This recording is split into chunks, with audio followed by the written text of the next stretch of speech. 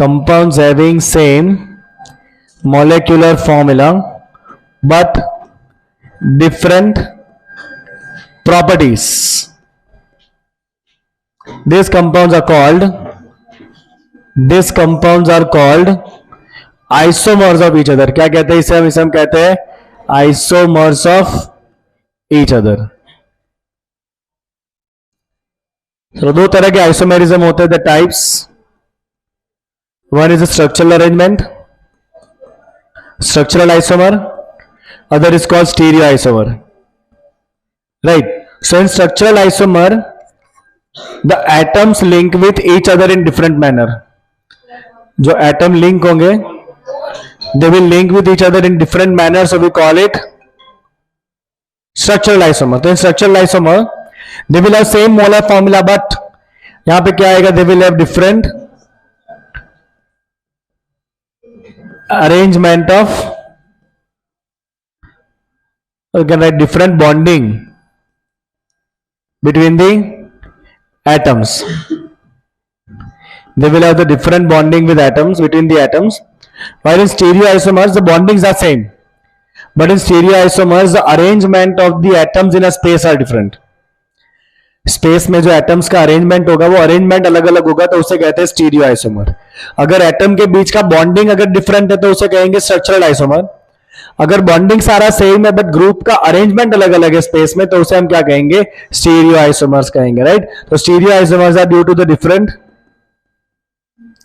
Special arrangement, different special arrangement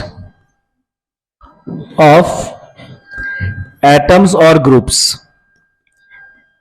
Okay, now if you further classify the structural isomer, तो structure को अगर हम और क्लासिफाई करते हैं, so we'll get 4 types of isomerism. इसमें एक होता है चेन आइसोमर, दूसरा होता है फंक्शनल ग्रुप आइसोमर. चेन के बाद आप लिख सकते हो position isomer. Then we have functional group isomer.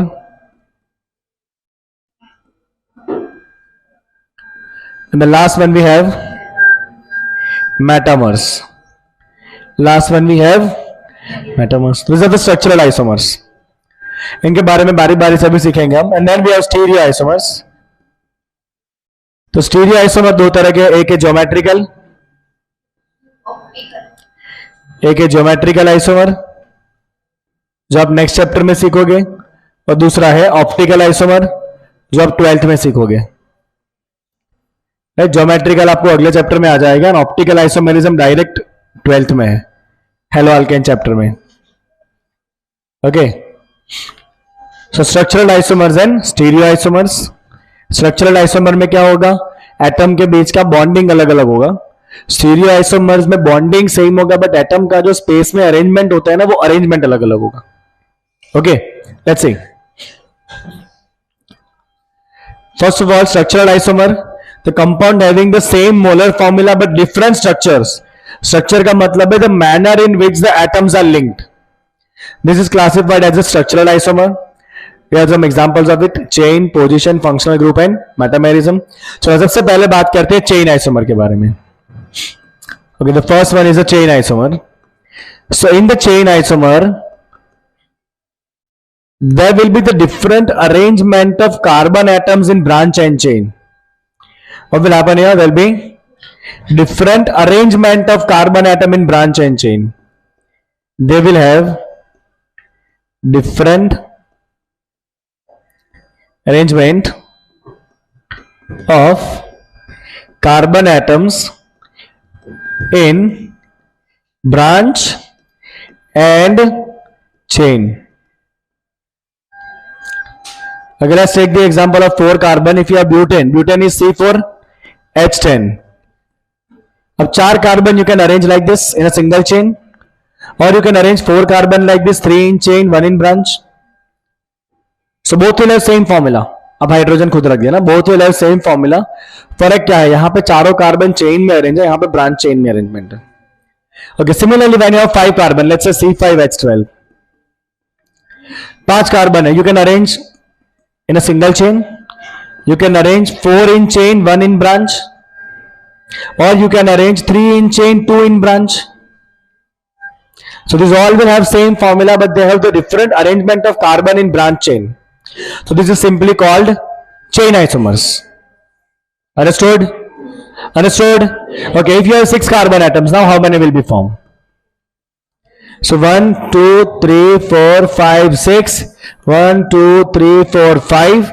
छठा यहां पे हो सकता है 1, 2, 3, 4, 5. छठा कार्बन बीच में भी हो सकता है. हाँ हाँ H14. ओके, छठा कार्बन बीच में भी हो. देखो 5 आपने पहले में 6 कार्बन लाइन में करे, अब 5 को लाइन में करो, छठे कार्बन को ब्रांच में करो. अब वो कार्बन ब्रांच में एंड पे नहीं रखना है, एंड पे रखोगे तो चेन लंबी हो जाएगी जो आ चुका है ऊपर. तो जो एक कार्बन बचा है उसको आप लास्ट सेकंड पे रख सकते हो या लास्ट थर्ड पे रख सकते हो, 2 और बने. अब आप 6 की जगह पे 5 का चेन कर चुके हो, 5 की जगह पे 4 का चेन करो. आपके पास 2 कार्बन बचे अरेंज करने. या तो आप दोनों कार्बन को एक ही पे अटैच करो, या फिर आप बचे हुए दोनों कार्बन को आजू बाजू में अरेंज करो.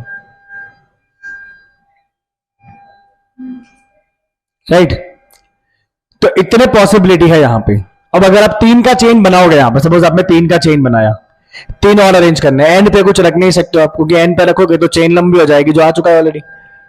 अब जो 3 कार्बन बचे अगर आपने ऐसे रखे, चलो 2 यहां पर, 1 यहां पर, तो ये भी आ चुका है. 4 कार्बन लाइन में, ये वाला है 4 कार्बन लाइन में, उसके बाद 2 ब्रांच. राइट? तो इसमें आपके इतने ही आइसोमर बनने वाले हैं. तो this is called chain isomer. Right? Simple एकदम. तो isomers in which there is different arrangement of carbon atoms in branch and chain. चलो सेकंड क्या था इसके बाद बेटा? Position isomer. बहुत simple. Position isomer is for the compounds having different position of functional group. Different position of the functional group. So second is the position isomer.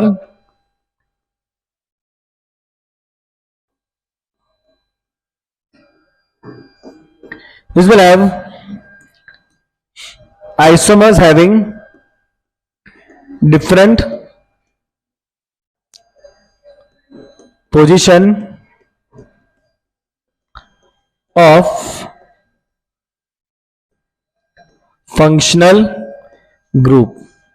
Okay, let's take a very simple example.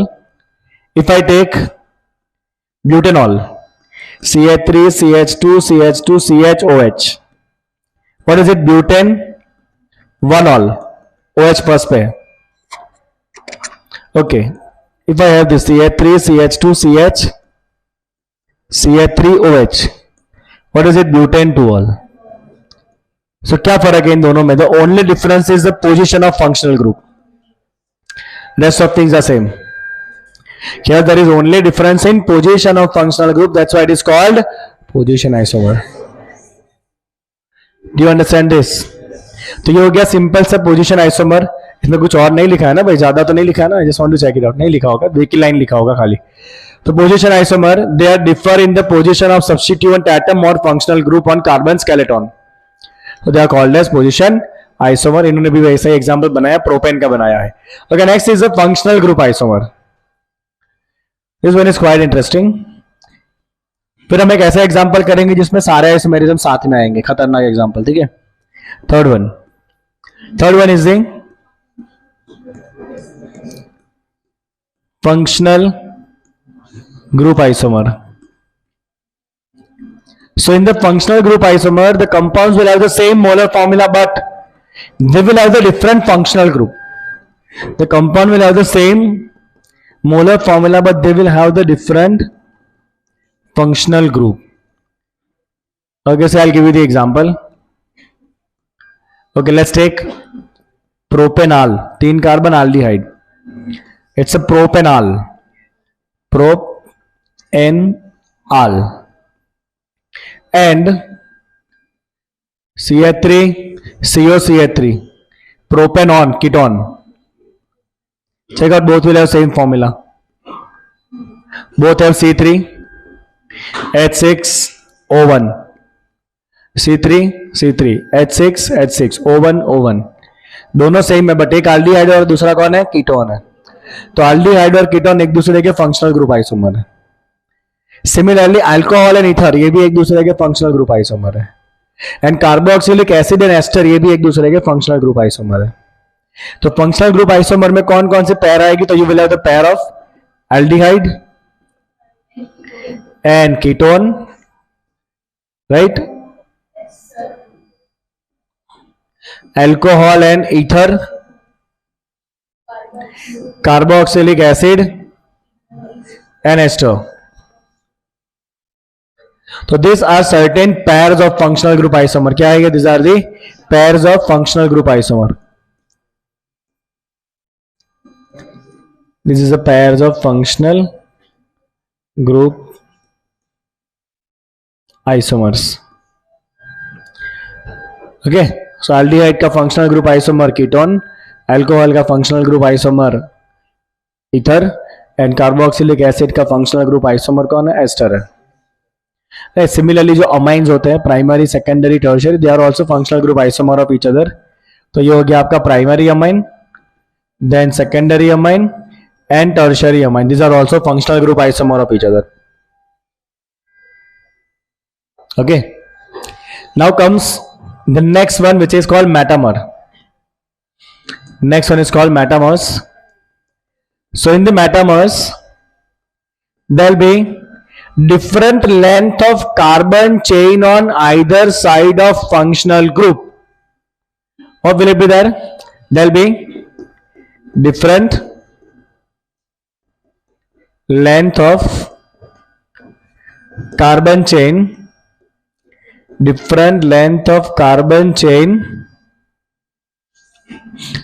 combined with the on either side of functional group, on either side of functional group। अभी आप लोग इसमें देखने मिलेगा generally, तो इसका एक best example है वो है CO group, sorry ether group. इसमें दोनों तरफ कार्बन चेन लगता है। Then we have NH secondary amine, इसमें भी दोनों तरफ कार्बन चेन लगता है। Okay, let's take a simple example. Okay, we have CH3O, CH2, CH2, CH3। इसका नाम क्या है अभी, तो मेन नाम 3 कार्बन, प्रोप N। मिथाइल के साथ ऑक्सी क्या लिखेंगे, इसको मिथॉक्सी। तो this is 1 methoxy, 1 methoxy propane. Okay, चलो इसका आइसोमर बनाते हैं। ओके, अभी यहां पे एक तरफ 1 कार्बन है, एक तरफ 3 कार्बन है। You can also do the arrangement of 2 carbon on each side. If you arrange 2 carbon on each side, that be the same formula. Formula में कोई चेंज नहीं आना है, हमने खाली एक O को शिफ्ट करके बाजू में ले लिया है। अब इसका नाम क्या हो जाएगा, this is going to be ethane, ethoxy, ethoxy ethane. नाम बदल गया, this is ethoxy ethane. What is it? Ethoxyethane. Let's see what is written in the textbook. Functional group isomer, 2 or more compound having the same molar formula but different functional group, they are called as functional group isomer, right? So हमने example लिखा, they have written the same example. Then metamers arises due to the different alkyl chain on either side of functional group, different carbon chain on either side of functional group। आप एक और example यहाँ बना सकते हो, suppose NH है, this side we have, okay, it's like this. Right now we have arrangement of 2 and 4. You can also have it 5 and 1. You can have it 5 1. Yes or no? Okay, you can have 3 3. You can have 3 3. Yes or no? It can be 2 4, 1 5 और 3 3। अब यहाँ पे ना सुनो, अब यहाँ पे इसमें भी आप चेन में अरेंज कर सकते हो अलग अलग तरीके से। 4 कार्बन है ना, you can take it like 3 carbon line में, 1 कार्बन चेन में। तो फिर उसको ना हम उसका मेटामर नहीं कहेंगे, that is called as chain isomer. क्योंकि आप कार्बन को चेन ब्रांच में अरेंज करोगे तो उसे कहते हैं चेन आइसोमर, ना कि मेटामर्स। सिमिलरली यहां पे भी 5 का चेन, आप इसको मल्टीपल वे में अरेंज कर सकते हो। 5 कार्बन को 5 का लाइन, 4 का लाइन, चौथा 5वां कार्बन ब्रांच में, 3 का लाइन 2 ब्रांच में, you can arrange it in multiple way. तो इसके और बहुत सारे आइसोमर्स पॉसिबल है। So right now we are talking about metamers. So these are also example of metamers, right? Okay, जैसे कि अगर मुझे इसका सपोज बनाना है आगे, और अगर इसमें से मुझे और बनाना है आगे, what can be made? It can be CCNH। यहां पे 2 ही कार्बन है, इधर आप कुछ नहीं कर सकते हो, 2 कार्बन में कुछ नहीं होगा, यहां पे 4 में होगा। पुट 3 इन लाइन, चौथा यहां पे, right. Similarly NH 3 in line, चौथा यहां पे, both are different, both are different, both are different. Similarly यहां भी आप मल्टीपल बना सकते हो, एक तरफ एक ही कार्बन है, 5 कार्बन में 1 2 3 4 5वां यहां पे, ओके। देन 1 2 3 4 5वां, एक कार्बन और अंदर लो, क्या हुआ? ओके, 5वां कार्बन आप यहां पे ले लो। सिमिलरली 1 2 3 4 5वां कार्बन आप यहां पे भी ले सकते हो, है ना। और भी बनेंगे, इसका भी खत्म नहीं हुए। Arrange in 3 carbon like this, 2 बचे ना, ऐसे अरेंज कर सकते हो आप 2 कार्बन को, 4 5 आ गया ना, ओके। अब कभी भी खत्म नहीं हुआ है, ऐसे भी अरेंज कर सकते हो आप, अभी भी खत्म नहीं हुआ है। एक यहां पे एक बाजू में, ऐसे भी अरेंज कर सकते हो आप। देख लो कितने आइसोमर बने। अब ये जो सारे हैं ना, ये जो सारे हैं वो आपस में चेन आइसोमर है। This is the chain isomer, क्योंकि हमने क्या अरेंज किया, चेन, और चेन में कार्बन को अरेंज किया है, ओके। सिमिलरली यहां पे दोनों तरफ 3 कार्बन है, और further arrangement you can have, 3 carbon है ना, एक तरफ आप लाइन में ही रखो, अभी इस तरफ वाले एक कार्बन को आप ब्रांच में ले लो, यहां पे पॉसिबल, ओके। सिमिलरली दोनों तरफ आप ब्रांच में ले लो कार्बन को, that is also possible like this. तो when it comes to isomerism, बहुत अलग अलग प्रोडक्ट बन सकते हैं, तुम्हें प्रैक्टिस करनी पड़ेगी। आइसोमर का कोई ऐसा डायरेक्ट रूल नहीं है कि ऐसा कंपाउंड है तो ऐसा फॉर्मूला लगा दो आइसोमर मिल जाएगा, ऐसा कुछ होता नहीं है। मैंने पहले ही कहा था, organic chemistry is highly technical, it is like maths, right. ये बेसिक से आपको सीखना पड़ेगा, समझना पड़ेगा हर एक चीजों को, ओके। अब मैं आपको जब IUPAC नेमिंग का शीट दूंगा ना, प्रैक्टिस शीट, आपको बहुत डिफिकल्टी फेस होगी उसको सॉल्व करने में भी, बिकॉज ये चीजें प्रैक्टिस से ही आती है। आप जब बहुत छोटे बच्चे थे तब आप पहले मैथ सीखे थे, एडिशन करना, सब्ट्रैक्शन करना, पहले कितनी गलतियां होती थी ना, अभी भी होती है, वो बात अलग है, बट अभी कम होती है, अभी कम होती है, ओके। सो कल आपको एक प्रैक्टिस शीट मिलेगा ऑर्गेनिक का, IUPAC नेमिंग का स्पेशली। चलो आगे बढ़ते हैं। तो यहां पे हमने कंप्लीट किया कौन सा आइसोमर, स्ट्रक्चरल आइसोमर। कौन कौन सा आइसोमर है स्ट्रक्चरल में? चेन, चेन में हमने क्या करा, कार्बन को ब्रांच और चेन में अलग अलग तरीके से अरेंज किया। पोजीशन आइसोमर, जहां पे हमने फंक्शनल ग्रुप का पोजीशन चेंज किया, राइट। फंक्शनल ग्रुप आइसोमर, जहां पे फंक्शनल ग्रुप ही अलग अलग थे। एंड मेटामर्स में हमने क्या करा, either side of functional group we arrange the carbon in different ways. Understood? चलो ना, let's talk about the stereo isomer. Stereo का सिर्फ डेफिनेशन ही यहां पे शायद लिखा होगा, और तो मुझे नहीं लग रहा कुछ लिखा होगा। स्टीरियो आइसोमर कुछ भी नहीं लिखा है। The compounds that we have constituted that have the same constituent, same sequence of covalent bond, but differ in relative position of their atoms और ग्रुप इन स्पेस। तो मैंने आगे ही लिख दिया अपने नोट्स में, देखिए, in the stereoisomers we will have the different spatial arrangement of the atoms or group। यहां पे मोलर फॉर्मूला सेम होगा, एटम्स के बीच का बॉन्डिंग भी सेम होगा, बट एटम्स का जो स्पेस में अरेंजमेंट है वो अलग अलग होता है, राइट। अब इस कैसा होता है अलग अलग arrangement, that is not the discussion of this chapter. वो जिस चैप्टर में आएगा वैसे वैसे हम आगे डिस्कशन करेंगे, ठीक है। नहीं देना एग्जाम्पल, क्योंकि मैं एग्जाम्पल देता भी ना तो भी जब वापस चैप्टर आएगा ना तब मुझे कराना ही पड़ेगा सब डिटेल में। अब मैं 2 साल पहले आइसोमेरिज्म जब चलता था पूरा ही करा देता था मैं, फिर मुझे पता चलता था कि जब अगले चैप्टर में आएगा आइसोमेरिज्म तब वापस कराना है हजामत, बच्चे तो भूल जाते हैं। फिर 12th में जब आएगा ऑप्टिकल आइसोमर तब वापस करवाना है सब कुछ, क्योंकि बच्चे तो भूल जाते हैं, बच्चे मन के कच्चे, बच्चे सब भूल जाते हैं, सच्चे नहीं कच्चे, बच्चे मन के कच्चे, सच्चे नहीं कच्चे, ठीक है। तो इसीलिए जो जो चैप्टर में जो जो चीजें आएगी वो चीजें हम वहीं पे सीखते सीखते आगे बढ़ेंगे, नहीं तो मुझे खाली खाली डबल मेहनत करनी पड़ेगी। ले चल एक एग्जांपल, ये डबल बॉन्ड है, ये डबल बॉन्ड है, right. Okay, carbon carbon double bond. अगर इसके पास एक CH3 है, इसके पास भी एक CH3 है, इसके पास एक हाइड्रोजन है, इसके पास भी एक हाइड्रोजन है, दोनों सिमिलर ग्रुप एक ही प्लेन में, इसे कहते हैं सीस आइसोमर। सीस आइसोमर। अगर आप इसको चेंज कर दो, सिमिलर ग्रुप सामने सामने ऑपोजिट प्लेन में, इसे कहते हैं ट्रांस आइसोमर। तो ये हो गया ज्योमेट्रिकल आइसोमर, इसे सीस ट्रांस कहते हैं, ज्योमेट्रिकल आइसोमर। जो नेक्स्ट चैप्टर में जब आल्किन आएगा ना, आल्किन में आपको पढ़ना है, ये आल्किन का ये टॉपिक है, ज्योमेट्रिकल आइसोमर सीस ट्रांस।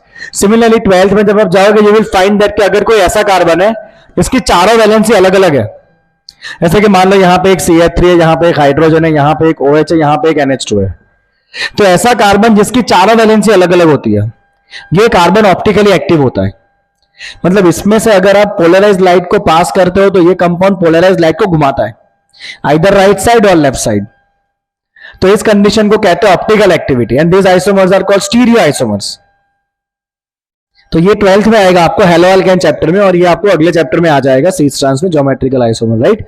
तो that's why we are not discussing anything right now, कोई मतलब नहीं। अभी ये चैप्टर इतना लंबा है कि पहले इतना तो करो प्रॉपर्ली, है कि नहीं। The next topic is the cleavage of covalent bond. अब बॉन्ड तोड़ने की बात है। Okay, one more thing, fundamental concept in organic chemistry, something very simple. So in organic chemistry we start with some organic molecule, a reagent which is called substrate। एक substrate होता है और दूसरा होता है अटैकिंग रिएजेंट जो उसके ऊपर आके अटैक करता है। एक सबस्ट्रेट होता है और दूसरा होता है अटैकिंग रिएजेंट जो सबस्ट्रेट पे आके अटैक करता है। जब दोनों अटैक करेंगे, आपस में रिएक्ट करेंगे, तो पहले एक इंटरमीडिएट बनेगा। क्या बनेगा? एक इंटरमीडिएट। वो इंटरमीडिएट टूट के प्रोडक्ट बनेगा और बाकी बचा कचरा सारा बाई प्रोडक्ट बनेगा। अब जो पूरा प्रोसेस होता है ना, ये पूरे प्रोसेस में आपको समझाना है कि इलेक्ट्रॉन कहां से कहां ट्रांसफर हुए, कौन से बॉन्ड बने, कौन से बॉन्ड टूटे, एनर्जी कितना इन्वॉल्व हुआ। तो ये सबकी जो पूरा जो रिएक्शन का कच्चा चिट्ठा होता है ना, उसे कहते हैं ऑर्गेनिक रिएक्शन मैकेनिज्म। पूरे रिएक्शन का जो कच्चा चिट्ठा होता है, कच्चा चिट्ठा मतलब कि रिएजेंट कौन था, अटैकिंग रिएजेंट कौन आया, राइट, किस तरह से उसने बॉन्ड बनाए, कितने इलेक्ट्रॉन किसने दिए, किसने इलेक्ट्रॉन लिए, कहां से बॉन्ड टूटा, कितना एनर्जी इन्वॉल्व हुआ, कितना रिएक्शन का स्पीड था, ये सब डिटेल को हम कहते हैं रिएक्शन मैकेनिज्म। और ऑर्गेनिक में सबसे इंपॉर्टेंट है मैकेनिज्म समझना और मैकेनिज्म सीखना। ओके, चलो, so this is the basic scheme of any organic reaction, right? Okay, see the definition. A sequential account of each step. मैं इसको डायरेक्ट कॉपी कर लेता हूं, मुझे लिखना नहीं है इतना सारा।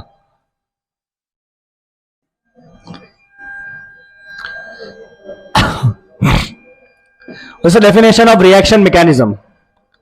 चलो, क्या क्या होता है रिएक्शन मैकेनिज्म में? देखो, a sequential account of each step which describe which details of electron movement, energistics during the bond cleavage and bond formation, and the rate of transformation of the reaction into product। ये पूरा मिला के जो बनता है ना, उसे कहते हैं reaction mechanism. This is the definition of mechanism. Mechanism involve the sequential account of each step. जो रिएक्शन हो रहा है उसके हर एक स्टेप के अंदर इलेक्ट्रॉन ट्रांसफर कहां हो रहा है, बॉन्ड बनते वक्त टूटते वक्त क्या एनर्जी इन्वॉल्व हो रहा है, और रिएक्शन का मैकेनिज्म या रेट या स्पीड कितना है। This all details together is called as reaction mechanism।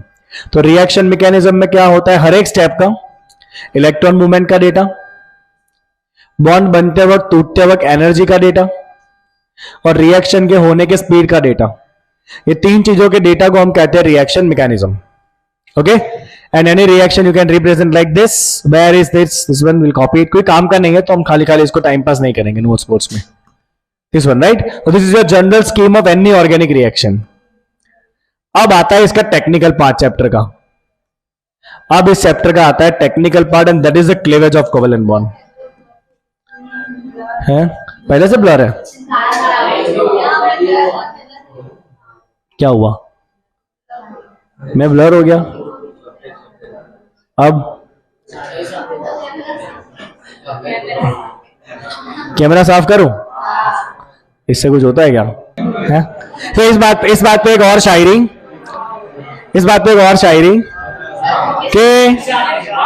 के मेरे घर में आग लग गई, बचा ही क्या है, मैं जिंदा रह गया तो फिर जला ही क्या है, जला ही क्या है? मेहनत करने वालों के हाथों में होता है मुकद्दर। मेहनत करने वालों के हाथों में होता है मुकद्दर, इन लकीरों में रखा ही क्या है?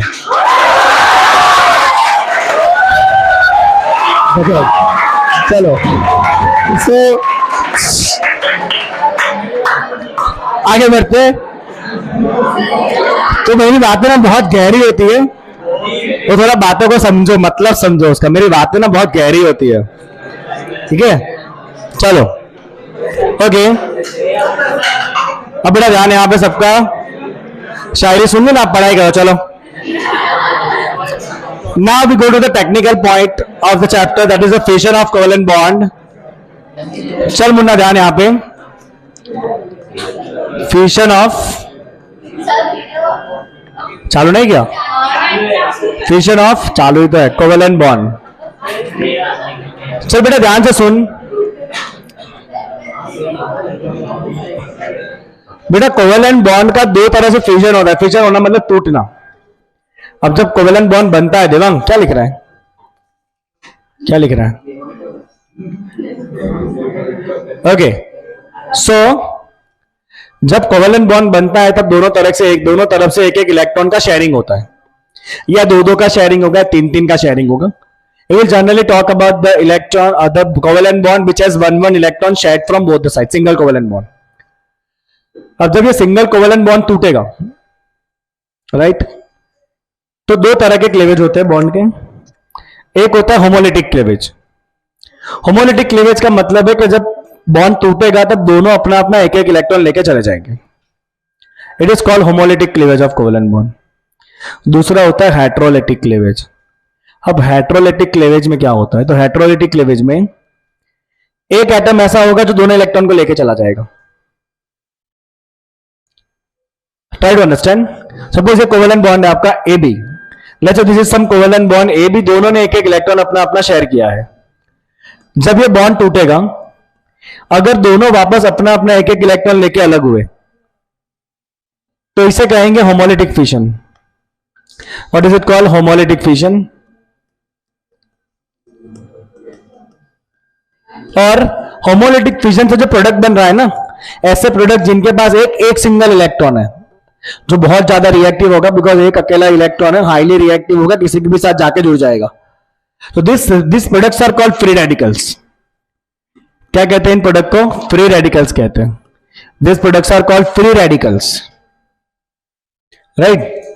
ऑन दी अदर हैंड, जब बॉन्ड ऐसे टूटे, सपोज मान लो कि जब बॉन्ड टूटा ना, तब ए ने दोनों इलेक्ट्रॉन ले लिए, अब बी को कुछ नहीं दिया, तो इस फिशन को कहते हैं हेट्रोलिटिक। क्या कहते हैं इसको?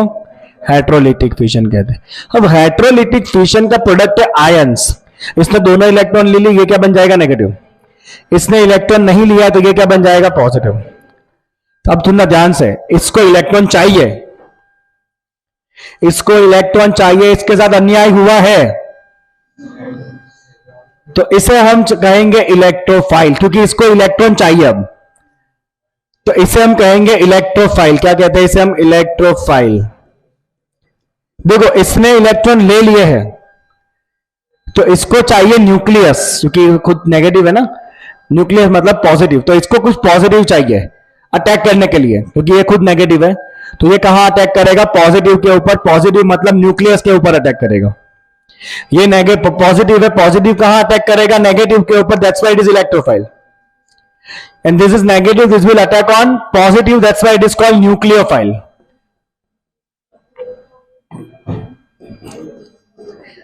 राइट, तो ये मैंने प्यार से आपको बता दिया कि क्या होता है आपके fission of covalent bond. Nucleo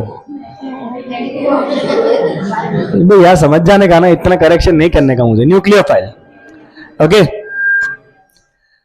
so two types of covalent bond fusion. Homolytic, जहां पे एक एक इलेक्ट्रॉन लेके वापस सेपरेट हो जाएंगे, प्रोडक्ट बनेगा, उसे क्या कहेंगे? Free radical.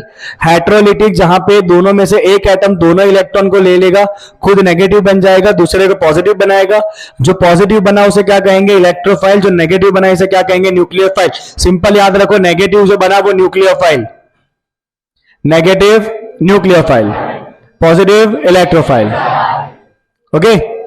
Now let's see this in detail. इतना ही आपका ओवरऑल टॉपिक है, अब इसको डिटेल में थोड़ा आपको समझना है. Let's see feature of covalent bond. So covalent bond can be cleaved either bye heterolytic और homolytic. In heterolytic cleavage, the bond breaks in such a fashion that the shared pair of electron remain with one of the fragments.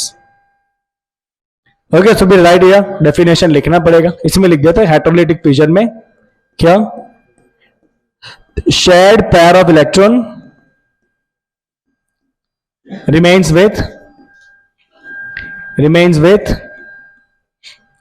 one of the fragments.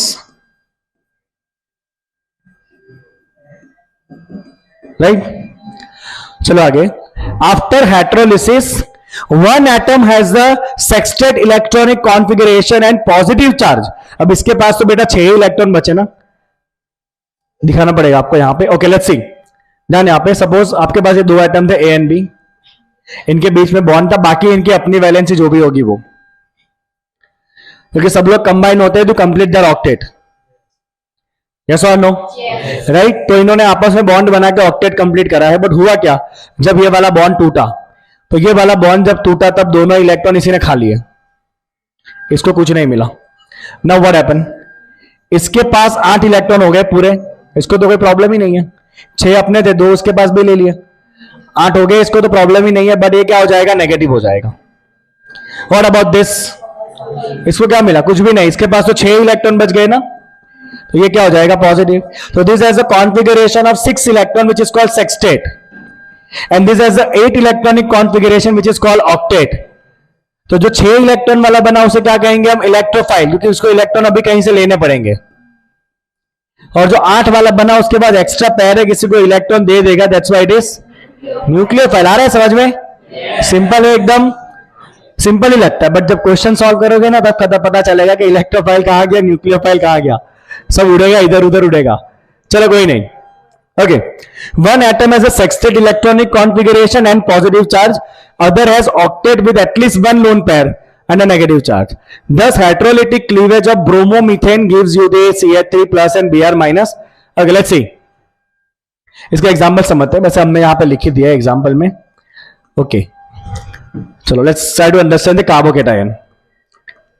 Carbocation, let's see this. Okay let's say there was a bond between CH3Br, और हुआ क्या, कोई ऐसा attacker आया जिसकी वजह से ये दोनों इलेक्ट्रॉन शिफ्ट हो गए ब्रोमीन के ऊपर. अब जब ये एरो मारते हो ना ऑर्गेनिक केमिस्ट्री में, एरो का एक स्पेसिफिक मीनिंग है. एरो हमेशा उसी डायरेक्शन में जाएगा जिस डायरेक्शन में इलेक्ट्रॉन ट्रांसफर होगा. अभी तक हम 10th में ऐसे एरो मारते थे कुछ भी फॉर्म में. सपोज मान लो कि NaCl है एज फॉर एग्जाम्पल, उसके अंदर आपने H2SO4 डाला, तो हम ऐसा रखते थे कि H2 combine with Cl, Na combine with SO4. अभी ऐसा कोई एरो मारना नहीं है ऑर्गेनिक केमिस्ट्री में, क्योंकि ऑर्गेनिक केमिस्ट्री में एरो का एक बहुत स्पेसिफिक मीनिंग है, that is the transfer of electron. Right. तो जब ये बॉन्ड टूटेगा बिटवीन CH3Br, सपोज ये शेयरिंग इलेक्ट्रॉन दोनों Br के पास चले गए, तो कार्बन को कुछ भी नहीं मिला, तो कार्बन क्या बनेगा, CH3 प्लस. Br ने दोनों इलेक्ट्रॉन ले लिए, Br क्या बन जाएगा, माइनस. तो ये कार्बन जिसके पास पॉजिटिव चार्ज है और 6 इलेक्ट्रॉन का कॉन्फ़िगरेशन है, उसे कहा जाता है कार्बोकैटायन. क्या कहा जाता है बेटा इसको, कार्बोकैटायन कहा जाता है. So carbocation is the carbon having 6 electron in valence shell, 6 electron in valence shell and positive charge. This carbon is called carbocation. चलो कार्बोकेटायन का हाइब्रिडाइजेशन क्या होगा, C प्लस. तो you can see it as only 3 bonding pair. Now lone pair तो कुछ बचा नहीं है, तीनों बॉन्डिंग पेयर ही, इलेक्ट्रॉन है ही नहीं कुछ और. 3 bonding pair. What is hybridization, sp2. You know, so you should know the sp2 arrangement. sp2 का अरेंजमेंट क्या होता है, ट्रिगोनल प्लेनर. तो ये एक ही प्लेन में बना हुआ ट्रायंगल, और जो एक अनहाइब्रिड ऑर्बिटल होगी that will stay above and below. ये अनहाइब्रिड ऑर्बिटल है, and this bear the positive charge. Right. तो इसका अरेंजमेंट क्या होगा, इसका अरेंजमेंट होगा ट्रिगोनल प्लेनर. अब यहां पे क्या होगा, देखो, अगर कोई ऐसा रिएजेंट है जिसको इलेक्ट्रॉन पेयर देना है, तो वो क्या करेगा, इसके पास आएगा और अपने इलेक्ट्रॉन पेयर इस ऑर्बिटल में दे देगा जो एम्प्टी ऑर्बिटल है वहां पे, और इससे बॉन्ड फॉर्म हो जाता है. Got it? So carbocation has 3 bonding pair, sp2 hybridized trigonal planar arrangement, और जो अनहाइब्रिड ऑर्बिटल है that will stays above and below the plane like this. We need to talk about the stability of carbocation. Stability of carbocation. Now try to understand. We have multiple type of carbocation. यहाँ पे तीनों valency hydrogen ने भरी है, इसे कहते हैं methyl carbocation. What is it? Methyl carbocation. चलो, अगर एक जगह पे कोई कार्बन चेन है साथ में तो इसे हम कहेंगे प्राइमरी कार्बोकेटायन. क्या कहेंगे इसे हम? प्राइमरी कार्बोकेटायन, क्योंकि ये कार्बन एक तरफ चेन से जुड़ा है. अभी हम ये भी सीखेंगे क्लासिफिकेशन ऑफ कार्बन, 2 मिनट का टॉपिक है. ओके, अगर ये कार्बोकेटायन दो तरफ कार्बन चेन से जुड़ा हुआ है, आर मतलब कार्बन चेन, आर मतलब कार्बन चेन, और एक हाइड्रोजन है, तो ये दो तरफ जुड़ा है, इसे कहेंगे सेकेंडरी कार्बोकेटायन. और अगर ये कार्बोकेटायन तीनों तरफ कार्बन चेन से अटैच्ड है तो इसे कहते हैं tertiary carbocation. Now what you need to understand here, which carbocation is stable? So बेटा, most stable carbocation is always tertiary. Why tertiary?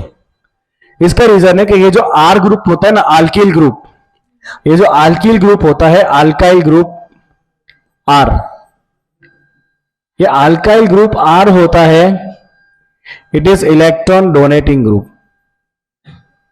ये कैसा होता है नेचर में? Electron donating group. इसे हम कहते हैं प्लस आई. ये सब इसी चैप्टर में भी आगे आएगा, राइट? अभी के लिए आप याद रखो, ये कार्बन चेन क्या होता है? इलेक्ट्रॉन देने वाला ग्रुप होता है. ओके, अगर ये आके इलेक्ट्रॉन देगा मतलब इसके पॉजिटिव चार्ज को अपने पास लेगा, क्योंकि अगर नेगेटिव दे रहा है तो ऑब्वियसली पॉजिटिव लेगा अपने पास. आगे ना, अगर मान लो मेरे पास 80 लाख रुपए है, जस्ट फॉर एग्जाम्पल, मेरे पास अगर 80 लाख है, राइट, और अगर मैं वो 80 लाख रुपीस मेरे 3 अलग अलग फैमिली मेंबर में डिस्ट्रीब्यूट कर दूं, राइट, तो उसकी स्टेबिलिटी बढ़ेगी कि घटेगी? बढ़ेगी. क्यों? क्योंकि कल उठ के अगर ऐसा वो मेरे घर पे चोरी हो गई तो 80 लाख पूरे ही चले जाएंगे. हाँ क्या ना? अब अगर मेरे घर पे चोरी हुई तो 20 लाख जाएंगे, बाकी 7 लाख तो है मेरे पास रिलेटिव्स के घर पे. ऐसा तो होगा नहीं कि चारों के घर पे साथ में चोरी हो जाए. Do you understand this? तो जितना चार्ज शेयर होता है ना उतना स्टेबल हो जाता है. जितना चार्ज शेयर होता है उतना स्टेबल हो जाता है. ये ऑर्गेनिक का एक सिंपल रूल है. जितना चार्ज को आप शेयर कर दोगे इतना वो क्या हो जाएगा? स्टेबल हो जाएगा. जितना चार्ज एक ही जगह पे कॉन्सेंट्रेट रहेगा उतना अनस्टेबल है. कोई भी चोर आके अटैक कर देगा इसके ऊपर. अभी देखो, इसका पॉजिटिव चार्ज एक अकेले के ऊपर है, तो अगर कोई नेगेटिव आया उसको दिखेगा कि ये पॉजिटिव, मारो इसको, सीधा इसके ऊपर आके जुड़ जाएगा. इसमें क्या होगा? एक कार्बन चेन है, कार्बन चेन क्या करेगा? यहां से इलेक्ट्रॉन देगा और बदले में उसके प्लस को अपने पास शेयर करवाएगा, तो यहां पे इसका पॉजिटिव चार्ज थोड़ा कम हो जाएगा. यहां पे दो कार्बन चेन लगे हुए हैं, दोनों क्या करेंगे? इलेक्ट्रॉन देंगे और दोनों मिलकर चार्ज को शेयर करेंगे, तो यहां पे चार्ज तीनों पे शेयर हो जाएगा. और यहां पे तो ऐसे 3 कार्बन चेन है, देख लो, सब मिलकर इलेक्ट्रॉन को क्या करेंगे? अपने साथ शेयर करवाएंगे पॉजिटिव चार्ज को, राइट. तो this carbon chain is electron donating group and it shares positive charge of carbocation. It shares positive charge of carbocation, hence it increase stability. Hence it increase stability. Hence it increase stability. Right. So this makes your tertiary carbocation most stable and primary carbocation least stable. Right. Okay. समझ आया इतना? Stability of carbocation. Let's quickly read this from a text book. The species having carbon atom possessing 6 electron and a positive charge. Carbon having 6 electron and positive charge, what we call it is carbocation. This carbocation is known as a methyl cation, क्योंकि चारों के तीनों hydrogen है, तो इसे क्या कहेंगे? Methyl carbocation कहेंगे.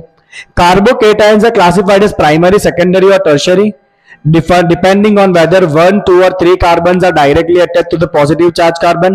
You can see it here. एक अटैच है प्राइमरी, दो अटैच है सेकेंडरी, तीन अटैच है तो tertiary. Okay, some other examples of carbocation, ये कुछ कार्बोकेटाइन लिखे हुए यहां पे, ठीक है। चलो, कार्बोकेटाइन्स आर हाईली अनस्टेबल क्योंकि पॉजिटिव चार्ज है, and they are highly reactive species.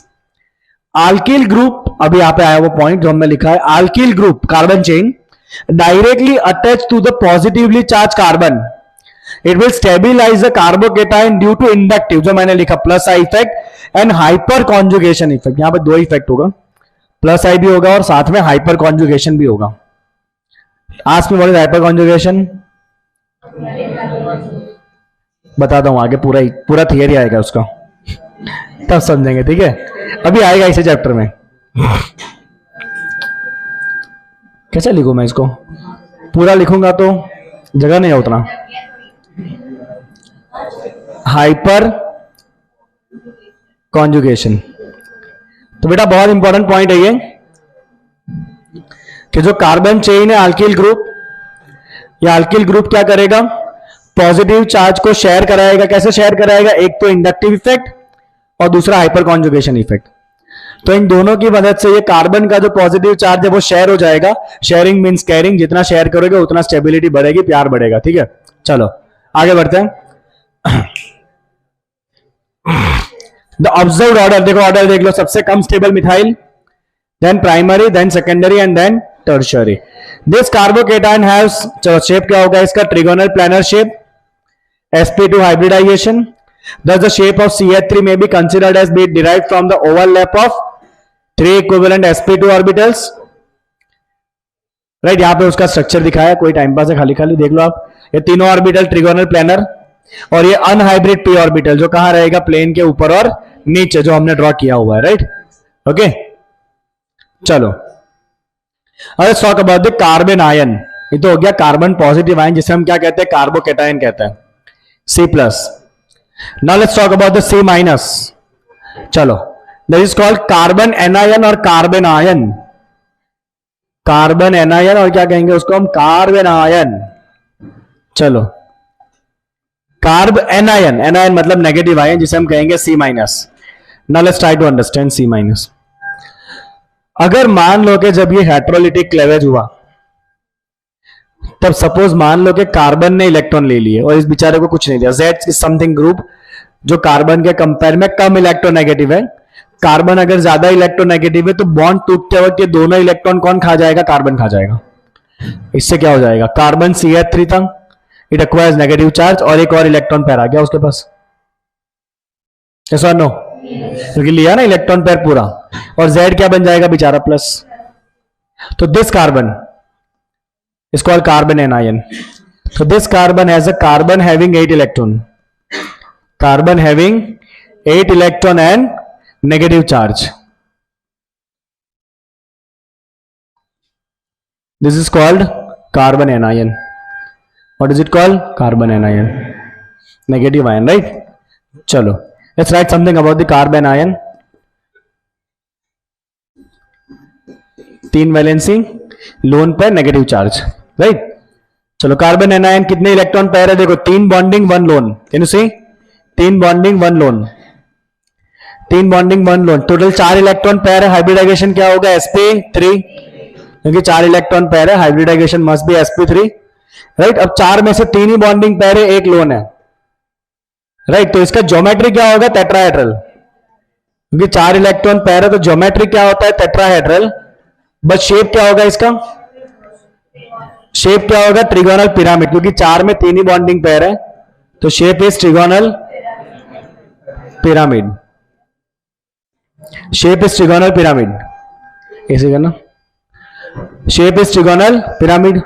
Okay, let's see how will it look like. तो ये हो गया कार्बन, 4 ऑर्बिटल है, 4 में से 1 ऑर्बिटल में लोन पेयर है, और बाकी 3 ऑर्बिटल इस तरह से है। You can draw it like this. Suppose ये आपके पास वाले प्लेन में है, राइट, डार्क लाइन पास वाले प्लेन में आपकी तरफ, और ये सपोज पीछे वाले प्लेन में है, away from the observer, right. तो ये हो गया आपका कार्बन आयन, यहां पे नेगेटिव चार्ज होगा। तो ये शेप में हम इतना ही काउंट करेंगे ना, ट्रिगोनल पिरामिड, ज्योमेट्री पूरा आता है टेट्राहेड्रल, आपने केमिकल बॉन्डिंग में सीखा था. Okay, let's C, you can see it here. Let's talk about the stability order of this. ठीक है, ये हो गया आपका मिथाइल नेगेटिव. प्राइमरी बनाएंगे, एक कार्बन चेन लगा दिया, दिस हैज बिकम प्राइमरी. एक और कार्बन चेन लगा दो, दिस बिकम सेकेंडरी. और एक और कार्बन चेन लगा दो, this become tertiary. Now which one is most stable? अब देखो हुआ क्या, इसमें सुनो ध्यान से, ये मिथाइल है, this is primary, secondary and tertiary. अब यहां देखो हो क्या रहा है, ऑलरेडी नेगेटिव चार्ज है और ये कार्बन क्या करता है, इलेक्ट्रॉन देता है, प्लस आई इफेक्ट, इलेक्ट्रॉन देगा. ऑलरेडी मेरे पास 80 लाख रुपए है और ये उसके घर से आके बोले सर 20 लाख और रख दो ना मेरा संभालने के लिए, तो मेरे घर पे 1 करोड़ हो जाएगा. और ये आके बोले सर मेरा भी 20 लाख रख दो ना. अब मेरे पास 1 करोड़ 20 लाख, सोचो अब मेरे घर पे चोरी हो तो क्या हो जाए.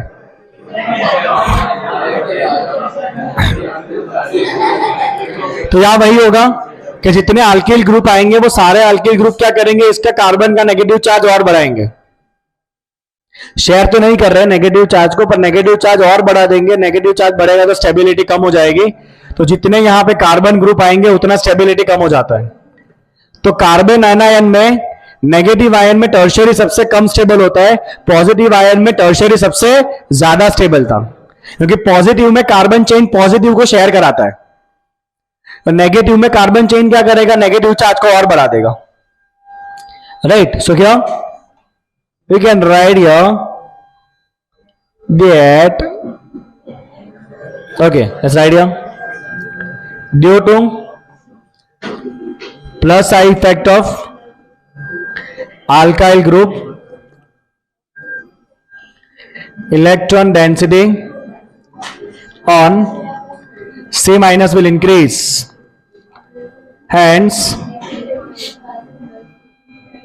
stability is decreased. Do you get this everyone? चलो बहुत बढ़िया. Let's read this point. Carbon ions are also unstable and reactive species. The organic reaction which proceed through the heterolytic bond cleavage, they are called as ionic reactions or heteropolar reaction or just polar reaction. तो जिसके अंदर भी heterolytic cleavage होता है bond का, 100 में से 90 reaction में heterolytic cleavage ही होता है. So that reactions are called as ionic reaction, क्योंकि आयन बन रहे हैं, और you call it as a polar reaction, right? So let's now talk about the homolytic cleavage जो हमने आगे लिख दिया था.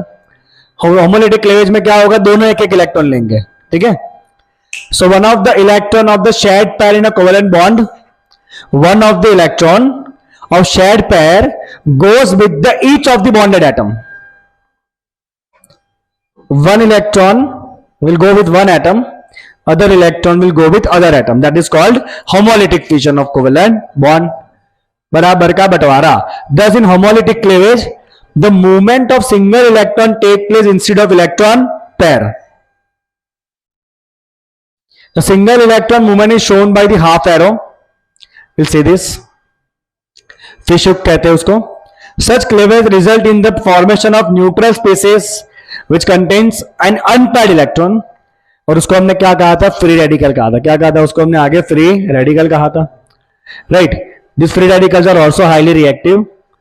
ओके, सी आगे लिख देते हैं इसके बारे में.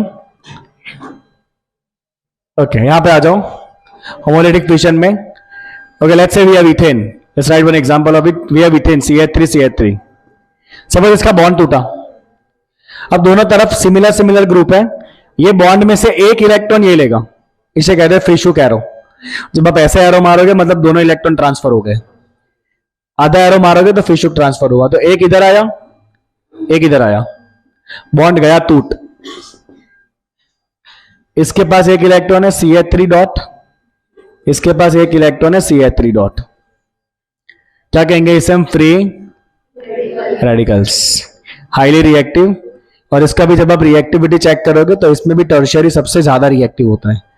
टर्शियरी मोस्ट स्टेबल होता है, राइट. अगर इसकी आप स्टेबिलिटी की बात करोगे, फ्री रेडिकल की फ्री रेडिकल स्टेबिलिटी, मिथाइल सबसे कम रिएक्टिव, प्रेरणा नहीं अच्छा लग रहा है, आर यू ऑलराइट? ओके चलो, तो सबसे कम स्टेबल मिथाइल, मिथाइल से ज्यादा स्टेबल प्राइमरी, प्राइमरी से ज्यादा स्टेबल टर्शरी, और टर्शरी जो ज्यादा स्टेबल होता है कुछ नहीं, तो methyl is least stable, then primary, then secondary, और सबसे ज्यादा स्टेबल क्या होता है फ्री रेडिकल में भी टर्शरी। ओके यहीं पे लिख देते हैं पॉजिटिव में सबसे ज्यादा स्टेबल कौन होता है tertiary, then secondary, then primary, और नेगेटिव में सबसे ज्यादा स्टेबल कौन होता है primary, then secondary, then tertiary. Remember this. So homolytic fission, one electron goes with each atom. Free radical are the product. Heterolytic fission, both electron goes with one of the atom. Right? तो एक atom को दोनों electron मिल जाएंगे। अगर carbon है, carbon को दोनों electron मिले तो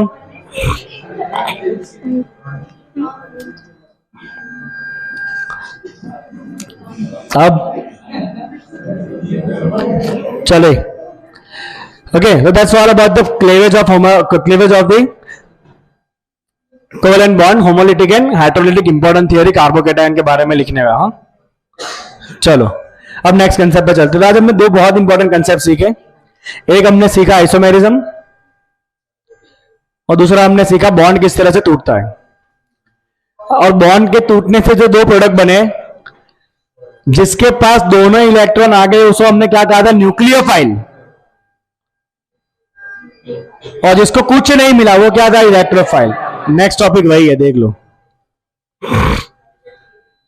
सबस्ट्रेट एंड रिएजेंट, और सबस्ट्रेट और रिएजेंट में आपको वही सीखना है nucleophile and electrophile. Okay let's have a small break for 5 minutes and then we will continue further. चलो next concept is substrate and reagent. कोई ज्यादा फर्क नहीं है, जब आप रिएक्शन करते हो तो at least you take 2 reagents, right. हम इस ऑर्गेनिक में दो में से एक रिएजेंट को सबस्ट्रेट कहते हैं और दूसरे को कहते हैं attacking reagent. Okay let's see, ions are generally not formed in the reaction of organic compounds, molecule as such participate in the reaction. It is convenient to name one reagent as substrate, एक को substrate कहना है, another as attacking reagent. In general, a molecule whose carbon is involved in new bond, जिस molecule का carbon involve होगा bond formation में उसे कहेंगे सबस्ट्रेट, और दूसरे को क्या कहेंगे रिएजेंट कहेंगे। When the carbon-carbon bond is formed, the choice of naming the reactant as substrate and reagent is arbitrary and depends on the molecule under observation. तो एकदम टाइम पास टॉपिक है, कुछ नहीं है इसके अंदर। Let's see one example of this. अब यहाँ पे क्या हो रहा है, CH2 सबस्ट्रेट है और Br2 रिएजेंट है। हो क्या रहा है, डबल बॉन्ड के ऊपर दोनों के ऊपर एक एक Br आके जुड़ जाएगा, तो डबल बॉन्ड क्या हो जाएगा, सिंगल हो जाएगा, और दोनों पे एक एक Br आ गया, ये किसे कहेंगे product. Check out this one, ये बेंजीन रिंग है और ये CH3Cl है। बेंजीन रिंग में हर एक कार्बन के ऊपर एक एक हाइड्रोजन होता है, इट इज C6H6। तो होगा क्या, इसका H निकल जाएगा, इसका Cl निकल जाएगा और CH3 आके यहाँ पे जुड़ जाएगा, यू गॉट इट CH3Cl। तो CH3Cl को क्या कहेंगे, प्रोडक्ट कहेंगे। दोनों में से एक को सबस्ट्रेट कह लो, दूसरे को रिएजेंट कह लो, right. That's of no importance are all करता है। Okay, so the next topic is the nucleophile and electrophile. Okay, so nucleophile को हम सिंपली रिप्रेजेंट करते हैं by NU, represent the nucleophile by NU, और इंपॉर्टेंट है इसके पास लोन पेयर ऑफ इलेक्ट्रॉन होता है डोनेट करने के लिए, so it is nucleophile, right. Electrophile को हम लिखते हैं E+, वहां पे मैंने लिख ही दिया, electrophiles are represented as E+। तो न्यूक्लियोफाइल का नेचर क्या होता है, they donate electron pair to the substrate, they donate electron pair to the substrate, right। और इलेक्ट्रोफाइल क्या करेंगे, वो इलेक्ट्रॉन पेयर लेंगे, they accept electron pair from substrate, they accept electron pair from substrate. अब nucleophile दो तरह के होते हैं, एक होते हैं नेगेटिव न्यूक्लियोफाइल, क्योंकि देखो जिनके पास नेगेटिव चार्ज होता है वो डेफिनेटली इलेक्ट्रॉन पेयर रखता ही अपने पास, तभी नेगेटिव चार्ज आता है, तो कोई भी हेलोजन हो जाएगा, क्लोराइड, आयोडीन, कोई भी halogen, right. Then OH minus ion, तो कोई भी नेगेटिव आयन आप ले लो, साइनाइड आयन, जितने भी नेगेटिव आयन है वो सारे के सारे नेचर में कैसे होते हैं, न्यूक्लियोफाइल होते हैं, राइट। तो सारे के सारे नेगेटिव आयन नेचर में कैसे होते हैं, न्यूक्लियोफाइल होता है, right. Then there are some neutral molecule which can also behave like a nucleophile. तो neutral molecule, let's take a simple example, water. Water is H2O। H2O में बॉन्ड बनाने के बाद भी ऑक्सीजन के पास 2 लोन पेयर बचते हैं। अमोनिया, अमोनिया में भी बॉन्ड बनाने के बाद न्यूक्लियोफाइल के पास 2 बॉन्ड, नाइट्रोजन के पास 1 पेयर बच जाता है।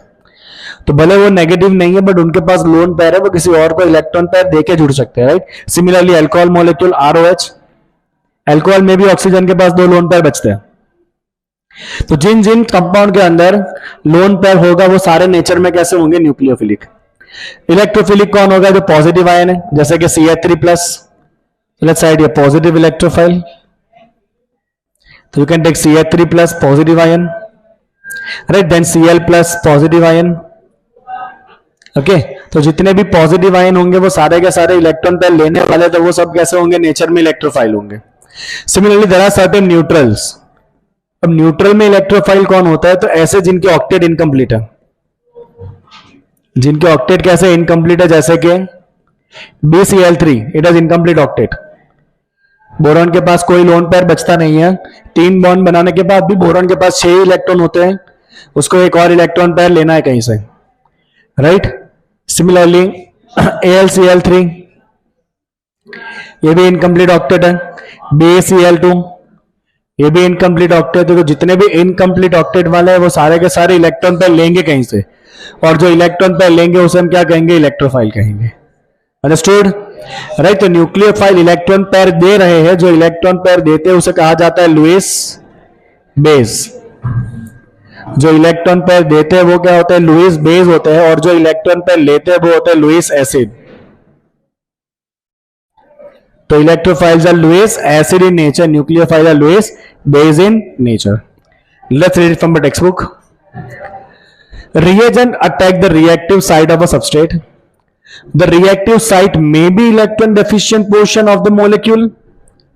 Is that an atom with incomplete octet shell or positive end of the dipole in the molecule? If the attacking species is electron rich, अगर attacking species electron rich है, attacking species के पास अगर electron है, it attack this site, right। तो जहां पे electron pair की कमी है वहां पे वो जाके अटैक कर देगा जो इलेक्ट्रॉन रीच है, राइट। जैसे कि सपोज मान लेते हैं, just for the example, if you have HCl, okay, if you have HCl, just for the example suppose मान लो HCl है। Now we know that HCl के अंदर बॉन्ड कैसा होता है, पोलर होता है। पोलर का मतलब Cl कैसा बनता है, नेगेटिव, हाइड्रोजन कैसा बनता है, पॉजिटिव। अब जैसे ही कोई ऐसा रिएजेंट जिसके पास इलेक्ट्रॉन पेयर है, जैसे कि मान लेते हैं कि OH माइनस है, OH माइनस, राइट, यहां पे O के पास इलेक्ट्रॉन पेयर है। जैसे ही ऑक्सीजन ने देखा कि ये हाइड्रोजन पॉजिटिव बना है, ये ऑक्सीजन जाके इसके ऊपर अटैक कर देगा, क्योंकि इसको इलेक्ट्रॉन पेयर चाहिए और ऑक्सीजन के पास इलेक्ट्रॉन पेयर है, तो ये OH जाके इसके ऊपर अटैक कर देगा। यस और नो, ओके। सीरियस, क्यों खुल जा रहा है, fine. If attacking species is electron deficient, the reactive site for it is that part of a substrate molecule which can supply the electron, which can supply the electron। कौन call करे जा रहा है, नवल फादर। जैसे कि पाई electron in है double bond. Another example, suppose मान लेते हैं that we have alkene, double bonded compound है, और डबल बॉन्ड में पाई क्या होता है, इलेक्ट्रॉन क्लाउड होता है। पाई क्या होता है, इलेक्ट्रॉन का क्लाउड होता है ना, वो वीकली बॉन्डेड होता है पाई बॉन्ड हमेशा। Okay, so if there is any electrophile, let's say कोई इलेक्ट्रोफाइल है, जैसे कि सपोज वहां से ले लेते हैं CH3+। अब इसको इलेक्ट्रॉन पेयर चाहिए, पाई के पास इलेक्ट्रॉन क्लाउड है, तो ये CH3+ अटैक कर देगा पाई बॉन्ड के ऊपर, और पाई के क्लाउड को CH3 अपने पास ले लेगा और बॉन्ड बना देगा वहां पे, राइट। तो पॉजिटिव रिएजेंट कहां अटैक करेगा, नेगेटिव साइड के ऊपर, और नेगेटिव रिएजेंट कहां अटैक करेगा, पॉजिटिव साइड के ऊपर। This is very simple fundamental, right. Reagent that brings an electron pair, जो इलेक्ट्रॉन पेयर लेके आएगा रिएक्टिव साइड के बाद, उसे क्या कहेंगे, न्यूक्लियोफाइल। जो इलेक्ट्रॉन पेयर लेके आएगा, मतलब जिसके पास इलेक्ट्रॉन पेयर है, उसे हम क्या कहेंगे? न्यूक्लियोफाइल कहेंगे. दैट मीन्स न्यूक्लियस सीकिंग, उसको न्यूक्लियस चाहिए क्योंकि वो खुद नेगेटिव है. And the reaction is called as nucleophilic. Okay, अगर reagent take away the electron pair from reactive site तो उसे हम क्या कहेंगे? इलेक्ट्रोफाइल कहेंगे. And the reaction is called electrophilic. तो न्यूक्लियोफाइल क्या करेगा? They donate the electron pair to the reactive site और सबस्ट्रेट. इलेक्ट्रोफाइल क्या करेंगे? दे विल टेक अप और दे will accept the electron pair from the substrate. Right, तो यहां पे ये इलेक्ट्रॉन पेयर दे रहा है तो ये कैसा है नेचर में? न्यूक्लियोफाइल. क्योंकि ये क्या कर रहा है? इलेक्ट्रॉन पेयर दे रहा है तो ये कैसा हो गया? न्यूक्लियोफाइल. राइट, और ये इलेक्ट्रॉन पेयर ले रहा है तो ये कैसा हो गया? नेचर में electrophile. Understood? It's a very simple concept. Right, चलिए आगे बढ़ते हैं. During a polar organic reaction, अब बहुत सारी चीजें तो काम की ही नहीं है इसके अंदर. During a polar organic reaction, nucleophile attacks an electrophilic centre of a substrate which is that specific atom or a part of a substrate which is electron deficient. Similarly, electrophile attack at the nucleophilic center. क्या time pass लगा रखा है? देखो ये रहा polar molecule, ये centre positive है. Positive centre को क्या कहेंगे? इलेक्ट्रोफिलिक. पॉजिटिव को क्या कहेंगे? इलेक्ट्रोफिलिक. तो ये इलेक्ट्रोफिलिक सेंटर पे कौन अटैक करेगा? न्यूक्लियोफाइल. और नेगेटिव को क्या कहते हैं? Nucleophilic centre. तो न्यूक्लियोफिलिक सेंटर पे कौन अटैक करेगा? इलेक्ट्रोफाइल. तो इलेक्ट्रोफिलिक सेंटर पे अटैक कौन करेगा? न्यूक्लियोफाइल. और न्यूक्लियोफिलिक सेंटर पे अटैक कौन करेगा? Electrophile. In short, positive and पे कौन अटैक करेगा? नेगेटिव. नेगेटिव एंड पे कौन अटैक करेगा? Positive. Okay, thus the electrophile receive the electron pair from the substrate when the two undergoes bonding interaction. A curve arrow notation is used to show the movement of electron pair from the nucleophile to the electrophile. Some example of the nucleophile. चलो example यहां पे दिया हुआ है, देख लो. Negative वाले आगे OH minus, Cn minus. Carbon ion भी हमें लिखना रह गया, हमें कार्बन आयन भी लिख देना था यहां पे लिस्ट में. Carbon with 8 electron and negative charge, क्या कहते हैं उसे हम? Carbon ion. कल लिखा था ना. So carbon ion, let's write R3C minus, carbon ion. Tertiary लिखा है हमने. Right, okay. न्यूट्रल मॉलिक्यूल में लिखा है वाटर, अमोनिया, ये टर्शियरी अमाइन है, सेकेंडरी अमाइन है, अमोनिया है. ये सारे का सारा जिनके पास लोन पेयर है, they all are the nucleophile in nature. Okay, चलो example of electrophile, positive ion, carbocation. Right, and the neutral molecule having the functional group like carbonyl और alkyl halides. The carbon atom in carbocation has a sextet configuration. Hence it is electron deficient. Carbocation में carbon के पास 6 electron होते हैं, उसको electron चाहिए. Right, okay. And can receive a pair of electron from the nucleophiles. In neutral molecules such as the alkyl halide, ये important है, due to the polarity of the CX bond, there will be a partial positive charge is generated on the carbon atom, and hence the carbon atom becomes an electrophilic center at which the nucleophile can attack. Now what does it want to say? Suppose मान लेते हैं कि we have CH3Cl. अब यहां पे ना एक chlorine बहुत इलेक्ट्रोनेगेटिव होता है. क्लोरीन यहां से इलेक्ट्रॉन खींचता है. क्लोरीन खुद कैसा बनता है? नेगेटिव. कार्बन क्या बनता है? पॉजिटिव. पॉजिटिव का मतलब क्या हो गया? ये इलेक्ट्रोफाइल. तो ये क्या हो गया? नेचर में electrophilic. Similarly suppose carbonyl group है. कार्बोनिल ग्रुप मतलब C डबल बॉन्ड हो. अब यहां से ऑक्सीजन क्या करता है? पूरे ही पाई को अपने पास खींच लेता है और खुद नेगेटिव बन जाता है. कार्बन को क्या बना देता है? पॉजिटिव. तो यहां भी कार्बन पॉजिटिव बना ना. पॉजिटिव कार्बन मतलब इलेक्ट्रोफाइल. अंडरस्टूड? राइट, तो इलेक्ट्रोफाइल के एग्जांपल पॉजिटिव आयंस या फिर न्यूट्रल मॉलिक्यूल्स. उसके अंदर आप ले सकते हो जिनके ऑक्टेट इनकम्प्लीट है, और you can write the compounds containing this group. CO group हो गया.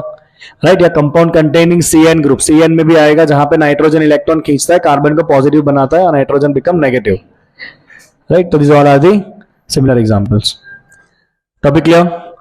राइट, तो जो रिएक्टिव साइट के ऊपर इलेक्ट्रॉन लेके जाता है वो न्यूक्लियोफाइल है, और जो रिएक्टिव साइट में से इलेक्ट्रॉन खुद ले लेता है वो इलेक्ट्रोफाइल है. तो न्यूक्लियोफाइल जिनके पास लोन पेयर होगा, इलेक्ट्रोफाइल जिनका ऑक्टेट इनकम्प्लीट होगा, जिनको इलेक्ट्रॉन लेने हैं. अंडरस्टूड? Important topic. क्लियर है एकदम? चलो now let's solve the question. हम एकदम स्टेप टू स्टेप जा रहे हैं एनसीईआरटी से. चलो, using the bond notation you have to explain कि किस तरह से इलेक्ट्रॉन ट्रांसफर होगा. ठीक है, आपको इलेक्ट्रॉन ट्रांसफर समझाना है. ओके, बहुत सिंपल है, इधर ही हम सॉल्व कर लेंगे इसको. Let's do it with this colour. Okay, Using the curved arrow notation, show the formation of reactive intermediates when the following covalent bond undergoes heterolytic cleavage. चलो heterolytic cleavage हो रहा है. heterolytic मतलब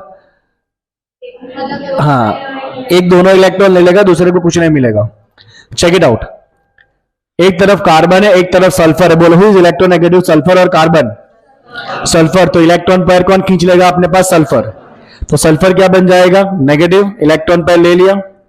और CH3 क्या बन जाएगा? पॉजिटिव, क्योंकि उसको कुछ नहीं मिला. अंडरस्टूड? चलो यहां पे कार्बन एंड साइनाइड जुड़ा है. बोलो कौन नेगेटिव होगा? साइनाइड. क्या? Obviously cyanide. साइनाइड इलेक्ट्रॉन ले लिया यहां से. साइनाइड इलेक्ट्रॉन पेयर लेके क्या बन गया? नेगेटिव. CH3 क्या बन गया बेटा? Positive. Carbon and copper. Carbon and copper. Carbon and copper कौन इलेक्ट्रोनेगेटिव होगा? ऑब्वियसली कार्बन, क्योंकि कॉपर तो मेटल है. Metals are always positive. तो यहां इलेक्ट्रॉन पेयर कौन खींचेगा? कार्बन. तो कार्बन इलेक्ट्रॉन पेयर लेके क्या बन जाएगा? नेगेटिव. कॉपर इलेक्ट्रॉन पेयर लेके क्या बन जाएगा? पॉजिटिव. हो गया सॉल्व. तो आपको सिंपल सा ये एरो बताना था, राइट? तो यहां पे लॉजिक क्या है? More electronegative atom, more electronegative atom take both electrons from covalent bond. Okay, next. चलो दूसरा क्वेश्चन भी कुछ ऐसा ही है. Giving justification, categorize the following molecule और आयंस एज न्यूक्लियोफाइल और इलेक्ट्रोफाइल. चलो कौन न्यूक्लियोफाइल है, कौन इलेक्ट्रोफाइल है, आपको बताना है. ठीक है, कट गया वो. ये क्यों खुल जा रहा है बार बार? चलो बताना है कौन न्यूक्लियोफाइल है, कौन इलेक्ट्रोफाइल है. ठीक है, बोलो what do you think about the first one? HS minus. Minus negative क्या होता है? हमेशा nucleophile. So negative ion is always nucleophile. Negative ion मतलब न्यूक्लियोफाइल. हम ऐसे लिखेंगे NU माइनस, राइट? चलो BF3. BF3 incomplete octet, electrophile. It has a incomplete octet, so it is electrophile E plus. So then C2H5O minus, negative ion. Simple आपको यही reason लिखना है, negative ions are always nucleophile, right? Then CH3 thrice N, nucleo के electrophile. Nucleophile के electrophile file. कौन सा file? File. Nucleophile loan pair है ना, लोन पेयर है मतलब ये दूसरे को इलेक्ट्रॉन दे सकता है. So having loan pair of electron, having loan pair of electron. Loan pair of electron होता है तो वो हमेशा क्या होता है? न्यूक्लियोफाइल ही होता है, दूसरे को इलेक्ट्रॉन दे सकता है वो. चलो next Cl plus, positive ion always electrophile, electron लेने पड़ेंगे उसको. Then CH3 C plus double bond हो, C प्लस है. पॉजिटिव चार्ज क्या होता है? पॉजिटिव चार्ज क्या होता है? Electrophile. Then comes H2N. H2N negative charge है, नेगेटिव चार्ज मतलब न्यूक्लियोफाइल, सवाल ही नहीं है. NO2 प्लस, प्लस प्लस मतलब इलेक्ट्रोफाइल. हो गया. Understood everyone? चलो next, identify the electrophilic centre. बेटा इसमें इलेक्ट्रोफिलिक सेंटर कौन सा आपको बताना है. ठीक है, तो बेटा इलेक्ट्रोफिलिक सेंटर कौन होता है? जहां पे अटैक कौन करेगा? न्यूक्लियोफाइल. तो इलेक्ट्रोफिलिक सेंटर खुद कैसा होता है? पॉजिटिव होता है, जहां पे नेगेटिव आके अटैक करेगा, right? So electrophilic centre is a site having electrophilic centre. साथ ही आ गया. Is a site having low electron density. जहां पे इलेक्ट्रॉन डेंसिटी कम है, जहां पे इलेक्ट्रॉन डेंसिटी कम है उस साइट को हम क्या कहते हैं? इलेक्ट्रोफिलिक कहते हैं. चलो पहले एग्जांपल देखो, CH3 CH डबल बॉन्ड हो. बताओ ये ऑक्सीजन क्या करेगा? पाई के इलेक्ट्रॉन को खींच लेगा, खुद क्या बन जाएगा? नेगेटिव. इसे क्या बना देगा? पॉजिटिव. और जो पॉजिटिव है वही क्या है तुम्हारा? Electrophilic centre. इलेक्ट्रोफिलिक सेंटर, जहां पे अटैक कौन करेगा? इलेक्ट्रोफाइल, न्यूक्लियोफाइल अटैक करेगा आके। समझ आ रहा है आपको? सेकंड देखो, चलो सेकंड एग्जांपल क्या है? CH3CN। कौन इलेक्ट्रॉन पैर खींचेगा? नाइट्रोजन। खुद क्या बनेगा? नेगेटिव। इसे क्या बनाएगा? पॉजिटिव। पॉजिटिव पे अटैक कौन करेगा? नेगेटिव। तो पॉजिटिव खुद क्या है? इलेक्ट्रोफिलिक सेंटर है, जहां पे अटैक कौन करेगा? नेगेटिव अटैक करेगा। अनिकेत आ रही है बात समझ में? हाँ, अनिकेत खाली हाँ ही बोलता है। हाँ बस। CH3 कौन इलेक्ट्रॉन खींचेगा? Obviously iodine. पूरे नहीं खींचेगा, यहाँ पे आयोडीन, हर एक एरो का मतलब है आयोडीन, यहां से इलेक्ट्रॉन खींचेगा। खुद क्या बनेगा? नेगेटिव। ये क्या बनेगा? पॉजिटिव। पॉजिटिव सेंटर क्या होगा आपका? इलेक्ट्रोफाइल। ओके, कितना मस्त टॉपिक था, राइट? कुछ लिखा है इसके अंदर? नेक्स्ट